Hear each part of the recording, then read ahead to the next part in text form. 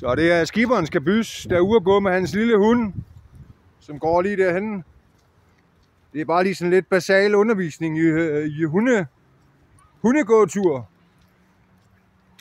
En hund skal altid gå i venstre side, og det er ikke noget, jeg har opfundet. Det er fordi, så kan du bruge højre hånd til at trække pistolen med. Det er sådan set meget genialt opfundet, synes jeg. Så jeg vil faktisk give ham en medalje, ham der har opfundet det. Og bruge venstre hånd til at holde hunden i, så kan man bruge højre hånd til at skyde med. Det er sgu meget smart ting, synes jeg. Nå. Men den lille hund, den går bare fri. Han er også snart 10 år her til februar, så det går nok. Han er ikke helt tosset. Jeg følger bare efter. Når jeg kalder på ham, så har jeg sådan en kabinehage her. 2 klik, så skal han komme. 1 klik, så skal han blive på pladsen. Det er sådan let, du ved. Men han er sgu meget dygtig, mand. Og jeg så sådan en udsendelse i her, Vira. Kom Vira, sagde jeg Grønberg. Se, der står en hund dernede. Så derfor går vi bare Vira stille og roligt her. Kom Vira! Tak. Han er skidedygtig.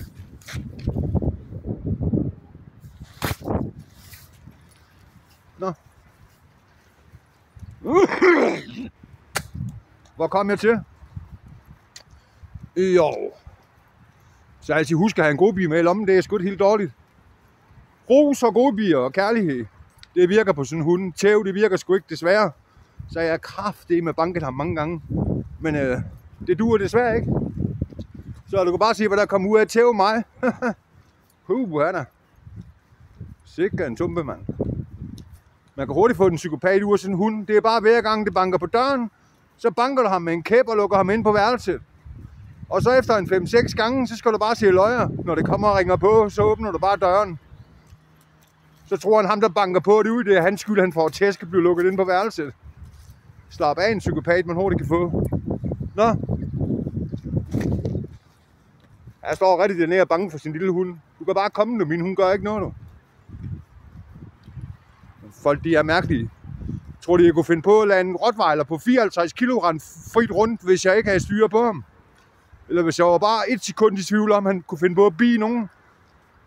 Jeg kan lukke den der hund ind i en børnehave, og så gå en time, og når jeg kommer tilbage, så er det eneste, der er sket, det er, at han måske har hugget en madpakke. Måske.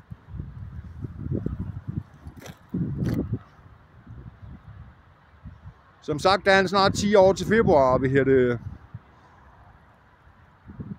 hvis man sådan kigger på det, eller hvis man kigger på det, jeg vil inde på Google og se, at de 10 værste hunde opdrag, der ligger rottweileren på 3. pladsen vist, fordi den kræver helt vildt meget arbejde.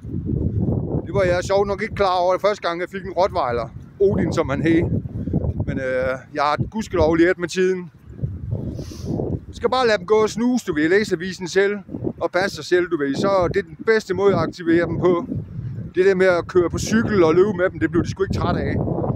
Kun i benene, ikke i hovedet. Og så har du balladen, når du kommer hjem. Det ligger sådan en tumpe, han derovre. Prøv at se, han står derovre med sin hund og er bange.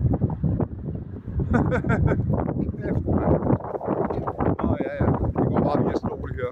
Det var lige oppe. Nå, jeg vil slutte for nu. Skiberen Skabys video her. I kan lige prøve at se lille Hercules her. Han er ganske fin. Ganske fin. Hercules, kig på far. Han er gang i at snuse. Det er fordi han har en god veninde, en hundhund, som løber rundt dernede, som næsten er løvetid. Han elsker at slikke hendes pisse op, åbenbart. Rigtig lækkert. Hercules! Hercules! Kig på far. Hercules! Han er kraftedeme flot, mand. Snart 10 år gammel. Det kan man bare ikke se. Jeg gav 5.000 for ham. Og han har lavet valp til mig 2 gange. Eller ikke til mig, men valp 2 gange. Og det lavede jeg omkring 4.000, 5.000 på hver gang. Lige ned i lommen. Så han har lavet flere penge til mig, end jeg gav for ham. Det er sgu da meget godt klart. God vovse. Jeg er sgu stolt af ham. Vi kan dårligt gå en tur, uden vi får ros over, eller han får ros. Som der stod i den avisartikel. Det er ikke hunden, det er galt med, det er ejeren. Nå, tak for mig.